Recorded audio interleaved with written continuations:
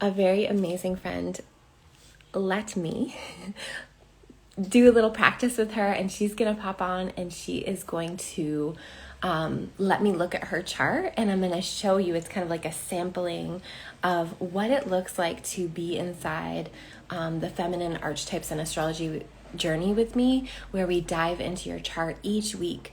And we're just going to show you kind of what that looks like. And I want to talk to you a little bit about this journey and where it comes from, where it's going, what it does for women.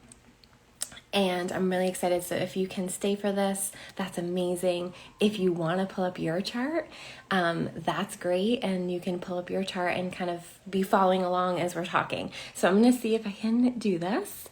Let's see.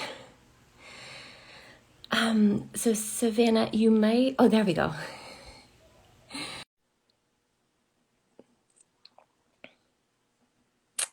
Okay, so I did it. I might just have a lag. Hi, good morning. Hi, good morning. How are you? Good. So I love that we've been able to connect through here. And so if you don't mind just introducing yourself and anything that you want to share about your experience with, because you're such an amazing feminine leader on just already on your own, and kind of what you've tapped into to bring that forward. Sure. So, hi, everybody. My name is Savannah. I am a Colorado-based artist and a mama of two. I think for me, one of the biggest things around leadership that I continue to explore is motherhood, and my femininity from there in the ways that I look back at the line before me a lot. And then also the children that I'm raising and in the world. And then I would say the second way that I really tap into my femininity, because I believe that everybody has creative energy, everybody has masculine and feminine, but for me, art particularly and creation energy, the idea of being in flow with my art, intuition with my art, really connecting to the creative process is another way that I connect to my femininity and leadership. I love it because I'm like, as you can tell, maybe I'm looking over at your chart as you're talking. I'm like, oh, that's so cool the way you said that. Yeah, so I just want to like applaud you, and I love one of the things that I love about your leadership is you have a similar line. Well, we both have the 1-3 from Human Design, and I think part of that is sharing vulnerably, and I feel like that's lacking in a lot of feminine leadership. I agree And so what completely with that. Yeah. I appreciate about you is I feel like we have that, like where it doesn't mean.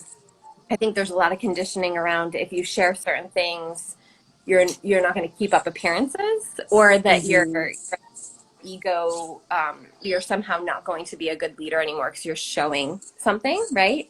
And I Yeah. think what's shifting right now in the collective. And so I just want to applaud you for being a leader in that. And one of the pieces about that is that you're willing and open to me looking at your chart because I'm I feel like excited that's about it. yay. Um, so yeah, before we jump into the chart, I just really quickly want to say like where this program came from for me. And so for me, like looking at the pieces of the archetypes and the astrology together was such a powerful thing for me, especially during the time where I was going through a divorce and I was going through all these really kind of, dark nights of the soul, and tapping into these archetypes and then looking at where they were in my chart just fortified me and gave me this resolve and this strength. And I think that that's one of the things about the feminine that's so beautiful is this resilience and this fortification that we can receive from these archetypes. And so um, there's been a few other amazing teachers ahead of me. The main one is Demetra George. I wanted to shout out because she's amazing. So if you're interested in any of these, to look at them in a different way, she has amazing programs as well. And what happened for me was when 2020 happened and I was home and I had already gone through during that fall like a really like time. And so by the time March came, I'm like, oh, I'm ready to go out into the world. And the universe was like, no. Uh-uh. And so somehow these archetypes just, it was like in this right time of where I didn't have a lot of outside influences already from that fall. And these 13 archetypes just came in. So that's where it's different from other astrologers. The pieces, the ones that landed for me and really felt like they were an important piece of feminine leadership. And so some of them are more well known in the feminine astrology, like asteroids, and some of them are. So when I talk about them, sometimes people are like, oh, well, what about this archetype? And I'm like, that's great. Like, go explore that archetype, and that might be important for somebody else's piece of the feminine leadership. For me, these are the 13 that landed. And it had to do with this time that we are in where all of a sudden it felt okay to disengage from the feminine. All of a sudden it felt okay. A lot of my friends like that were in kind of controlling relationships, all of a sudden the man had a lot more power to say like what was okay for her to do and what was not okay for her to do. I Mm, experienced a lot of just feeling like all of a sudden we couldn't listen to the body's wisdom. All of a sudden we couldn't trust each other. All of a sudden we had to listen to authority and not to our own intuition. And so I feel like it came through at this time where it was like, oh, hell no. right. And here's a way to fortify your strength as a feminine leader. And I'm really grateful. I get like kind of emotional about it because it's been such a big shift for me in my life and for the women who have done the program. So that being said, that's where it came from. That's when it was born, was in the spring of 2020. And when we look at these archetypes, so when we go through the 13-week journey together, each week we're taking an archetype, diving into her, feeling her first, and then at the end of the week we look at where she lives in your chart. So it's kind of this beautiful thing where one week you're more aligned, you're like, oh my gosh, this archetype is it for me, and like you look at where it is in the chart, and the next week like it can be like a little bit challenging, like I don't want to connect with her. And it's like, oh Mm, well, that's because she's in like a shadowy kind of house for you, and it's actually really healthy for you to kind of invite her in a little bit more, right? So that's how it happens. So then when I pull up somebody's chart, and then we don't do this to the last week in the program where we pull up somebody's chart and I look at all of the pieces. So when I did that for you to look at all the pieces, I'm like, wow, it's kind of overwhelming because I'm like, where do I start? But the first thing I want to say, and maybe you know some of these pieces, is that you had messaged me about your Chiron coming up because I had a post about the eighth house. But hmm one thing about your Chiron in the eighth house is it's almost exactly conjunct Black Moon Lilith. So Black Moon Lilith is the ride or die bitch. Is the part of us that has been. She's the first woman. She's the part of us that has been. She was she was sent away. So she was too powerful. She was too strong, and therefore she was not accepted. And Adam decided to take a younger, more vulnerable, more controllable wife, Eve. And mm, so when we look at Chiron and we look at this wound for us that helps us heal others and that never goes away in our lifetime, we all have him somewhere, and he's always kind of like the Achilles heel of our chart. And it's beautiful because it invites in so much compassion for us to keep going and keep sharing and keep thriving and helping others. So for you in the eighth house, it's a very feminine house. It has to do with the deeper mysteries, and so it makes sense with the art piece being such an important part of your, not only your healing journey, but what you share with others in terms of like ways to help them heal. mm. That And makes a lot of sense. yeah, and really kind of looking at the pieces of you that either like, 'cause you had mentioned like your family line, the women in your family, like either your mother didn't accept about you, or like somewhere in there is like some lack of acceptance for your full breadth of feminine um, that we all have. And so for you, it's connected to Chiron. So it's just good to be aware that that's there. You also have Cheroklo in that in the eighth house, and Cheroklo is the shaman. Cheroklo Oh, is the, wow. yeah, she's the energy of like the spider, the grandmother spider energy of like weaving things together. So your art makes so much sense in the creative process and just sitting in the dark and being like, I don't know how this is all coming together. All these That's my life. yeah, and so it's beautiful. And so you do have a good amount in that eighth house of like, yeah, just the depth and the art. And so, and then your sixth house. your North Node has creates somewhat of a stellium with Vesta, who Vesta is the passionista, and like showing up and like commitment and Mm, like keeping the flames going in your art. And Aries, and like so commitment to the self and commitment to the daily coming back to self and coming back to your dharma. This is your dharma. And then Aries, which is the destroyer energy. So you have to destroy when something isn't fully functioning, but it's still like thriving and going. It has to be destroyed in order for something new to be built. And so that is part of your dharma as well. that makes me a little bit emotional, but it's so funny because I'm teaching a workshop this weekend on George O'Keeffe. I teach like monthly art and poetry workshops, and the one that like the thing that I shared about her is that she destroyed her work multiple times in order to like start over. And I think sometimes there's this thing where you, especially in creative pieces, you sometimes have to be willing to like let go and start fresh and let yourself be out of the box of what you have been making or what people think you should make or what you have been doing, to try something new when you don't know how it's going to work out. I have chills. So that's, I have goosebumps. It's amazing to see that that can be translated into, because I think astrology charts are so beautiful. It's amazing that you can look at that and see the pieces reflected of like, that's who I am. You know, like I feel that to such a depth in me. Yeah. It's amazing.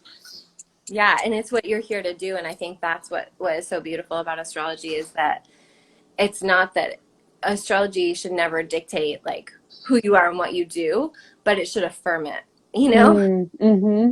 Yeah, When you're on absolutely. path, it affirms it. And when you're not on soul's path, it affirms it. You know, it's just Mm. them. And so, yeah. And then also like how challenging that can be because you do have that Scorpio rising of Pluto on your rising.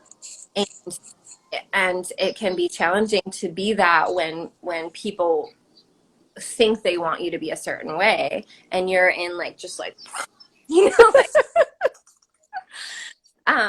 right. And so this is why it's so powerful because it it allows us to lose, and you've already done so much of that deconditioning process, but it allows us to lose that like I should be more this way. And like when we're little and we're trying to fit into a classroom or to a school or to a family, it's like trying to like stifle and like push down parts of ourselves so that we can fit in. And this is quantumly like exponentially huge for the feminine, and so for in all genders, for men and women, right? So Mm-hmm.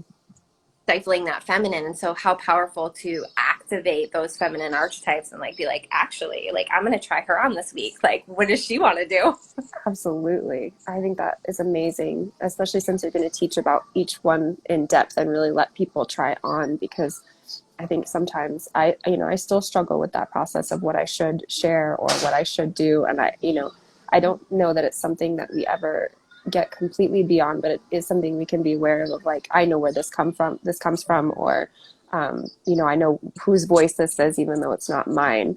Yeah. And it's so interesting we're doing this right now because, like I shared with you, I'm going through a period of that where it feels very much like grief, where I'm recognizing a lot of these voices on an even deeper level. And it's so healing to hear some of this because it just affirms sometimes we feel like we're not in the right place because the work is uncomfortable. But really, we're in such the right place when it's that uncomfortable work because it's so healing, even when it's hard. 100%.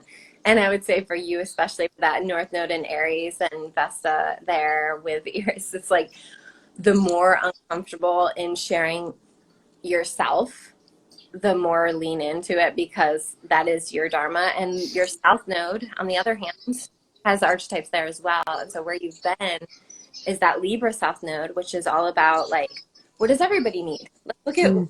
balance. Like, what do you need from me? Oh, what do you need? You know? And so you have Medusa conjunct your South Node. So it means of past lifetimes of your feminine being really harmed or treated very badly. It's in the 12th house, so that's especially true. It's like there's still like kind of DNA memory of that. And even if you're in really healthy relationships now, there might be this kind of like like kind of like um, unrest around like trust or the Medusa energy is very much she was done wrong on so many levels, and then her name is still held in this evil way.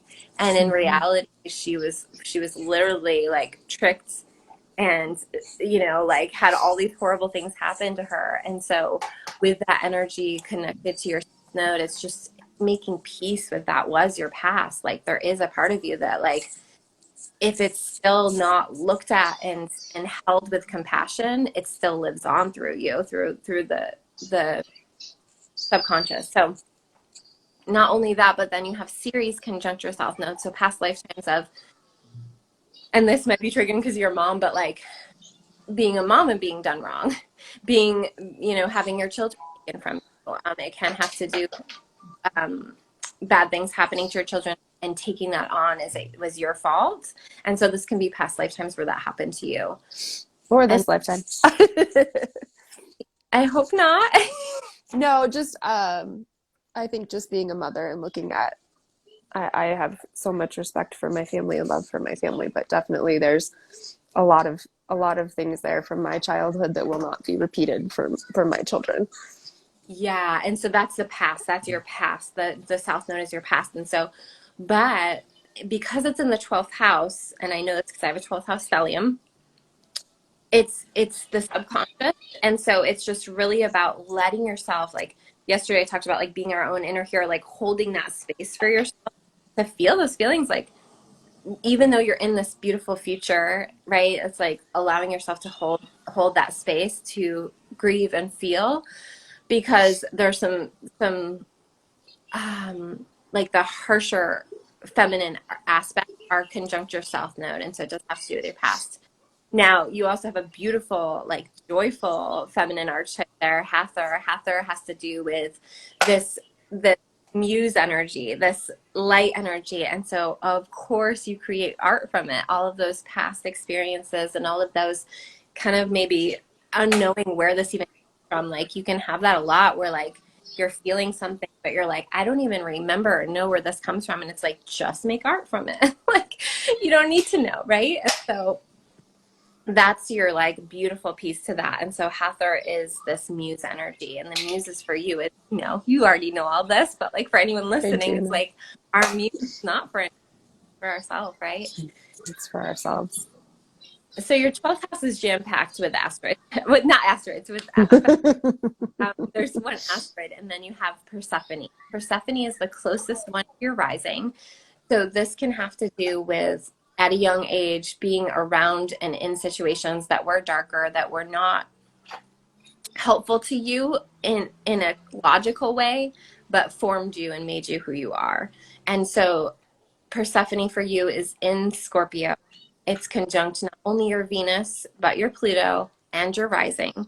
And so people see you as this, don't take this the wrong way, queen of the underworld energy.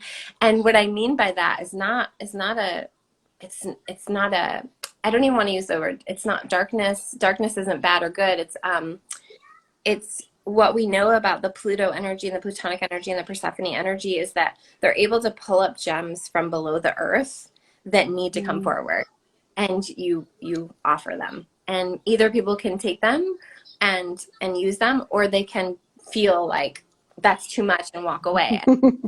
That are going to feel like you're too much. Mm. Yes, This happens that's a a good lot one. when, like in high school especially, it's like the maiden energy. And now, though, is the time for you to like celebrate that and really look into Persephone, because she is on your rising and she's conjunct your Venus. And so she really wants to be cherished and honored within you. And so she has to do with being the alchemist and alchemizing those harsher experiences into your gems that you can share with people. It's amazing that word actually has such a special meaning for me. Alchemy, like alchemizing, like that's such a beautiful confirmation for me. I love that word. I Yeah, love that word. part of your I feel identity. like, Yeah. yeah, and I feel like art is such a process of that for people where you take something and you turn it into gold, and it doesn't even necessarily like matter what the final product is, but the actual creation process, the actual piece of taking something and moving it through your body and building it out in the world is alchemy, and it's so healing and it's so powerful. I have goosebumps again. Yeah, this is you. This is This is all you. me. This is feeling and seeing you in a bigger way, right? Because it's like already there. You're already doing it. Um, And the last thing that I'll mention, because I feel like that this is a lot. Well, okay, I'll mention two more things. One is Sedna's in your seventh house. Sedna is the siren energy. Sedna is in your house of partnership. So within your relationship, it's healthy to look at where in the past, like, and where you might have carried it into this relationship, or maybe you've already alchemized it, where you might have carried into your relationships this, like the siren energy does have a like she has a twinge of bitterness to her that needs to be Mm. alchemized. And when it's alchemized, it's turned into compassion. But if we aren't able to see her, she lives on in our psyche, right? And so what this can look like is kind of losing it, the siren energy with a partner, like losing it with our partner, like really like over vocalizing, or on the flip side, silent treatment. Just like really like exploring if there's past resentments from not being seen and honored and cherished from the masculine in the past or when you were a kid, that can of course carry over into our partnership. So just like being aware that she's in your house of partnership is a good thing. And then lastly is you have this beautiful intense conjunction of Saturn, the moon, and Uranus in your second house. Whew. Yeah. So it's like you feel the collective, you feel the changes that need to happen in a bigger way that can be, it can feel isolative, it can feel sometimes like you're alone in it. And you have Juno conjunct that. Juno is the goddess of the queen energy. She's the goddess of commitment and staying the course with something, Mm. and understanding that it's not by mistake that you feel these things, and it's not because it's the moon, and it's not by mistake that you have the stellium that's in your second house of like the I have house. It's like for you, and Mm. it's not like a heaviness thing because it's in Sagittarius. It's not necessarily a heaviness thing. It's more of like this galactic thing. So it's like this galactic energy that you have that sometimes can feel like a weight, can sometimes feel like, why do I have to process this? Why do I have to alchemize this? Why am I committing myself to this? Why can't I just let this go? That is very true. But you know what? The flip side of it, I think, is like I always joke. I think because the Sagittarius in that house, it just makes me feel like there's hope along with it. You know, like with that weight for me, it always just feels like the flip side is that I get to experience such like joy at such a depth and like gratitude at such a depth. Like my son will just be like, why are you crying? And I'm like, I just, because I'm alive, because we exist, like because everything exists, like it's incredible to me. So I always love that because I feel like, and especially with art, you can't be numb, you know, it will ask you to unnumb. And that's one of the greatest things about the creative process, because if you're hiding from these shadowy places, you miss out on these light places. And it's one of the greatest parts about understanding and learning all this and seeing yourself clearly is the willingness to bravely face these parts that hurt. The lightness that comes through, the awe of life, the awe of existence is, there aren't words for that. And so I just have had goosebumps this whole time, but I feel so grateful for this because it's just it is such an affirmation. I think every woman that does this work with you will just be so affirmed in their soul for who they are, you know, for who they know they are, but who we are taught that no, that's not you, or that's in your head, or that's a phase, or whatever. But the affirmation of no, this is who I am. That's what you give women, and I'm so grateful. Oh, This is so beautiful. I just love that, that we were able to find each other and also just like support each other from a distance. But of course, I love this especially because I get to see you and like, yeah, I there's definitely know. nice about that. Um, and yeah, kind of just like to wrap up with this, it's like just with that second house, it's like it is beautiful. And when you say that, like that's such a great mantra is like, I get to do this, I get to see this. And I feel like so many people that have more of that galactic energy, it's such a good shift. Like, why do I have to be here? Why do I have to see all this suffering?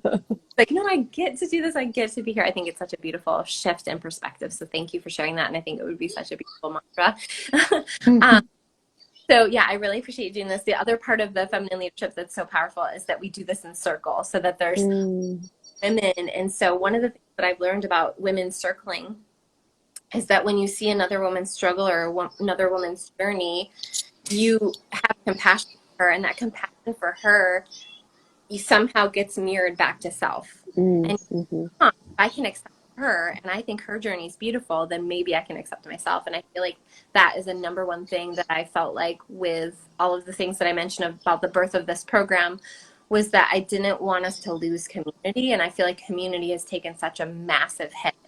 And Mm. community is the most important for everyone, for all genders, but for women there's something significant that happens when we come together, and we can't lose that. And I think so many women have that sisterhood wound, from being younger and from, we all have our high school stories or things like that. But I think for women, that sisterhood of we always see other women, and then we're so hard on ourselves. And so there's something about watching other women heal and being in that circle that's invaluable because we are healing that wound from our whole lives, for all of the women that feel alone, for all of the women that have felt like they couldn't be who they are.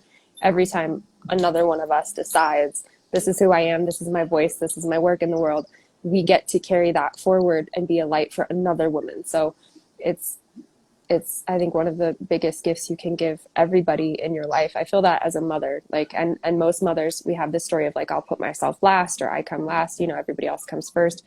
But the best thing you can do for the people around you is that healing, is to be yourself, is to take care of yourself first. Totally. I mean, that was the biggest shift in my mothering, is like when I started taking care of myself, because we take on the conditioning. Like, I couldn't believe how unconscious it was when I became a mother, like how I just took on the energy of my mothers and my mothers before me. It was like so crazy Mm-hmm. how conscious I had to be to choose growth and to choose love and to choose self growth. And once I did, it was like, oh my gosh, I came home from a dance weekend and my son was dancing. And it was like, oh, this is like this is so, it's so beyond what we've been conditioned to believe about what's true. It's like Mm-hmm. when we alchemize, it provides our children the space to be free. And that's Yes. the big, yeah, Yes. Yeah. To keep their wholeness. Yeah. 100%. Yeah, so that they don't have to take it on for us like we took on for them. Yes. Yay! Yay. And so I know people can find you through your Instagram, and then are you on, where else are you on? I'm on TikTok. Instagram is mostly my main one. You can reach me by email. I do the Create Magic podcasts, which you can find on Spotify and Anchor. Creativity and motherhood and intuition and inspiration. But Instagram is really, I think, my main platform, just because I love how we connect here. So Totally, and I say your handle because I'll post this on YouTube too. that's awesome. So it's at Savannah Lees. So Savannah Lee S. Yeah. So All right, well, have a beautiful day, and thank you so much for allowing me to. thank you so much. This was amazing. I think that it's going to be, all of you just go sign up. Go heal. Go All love right, yourselves. the program starts next week, August 26th. So if you're interested, I'll post the link in the comments, and it's in the link in my profile on my Instagram. All right, everyone, have a beautiful day. Bye.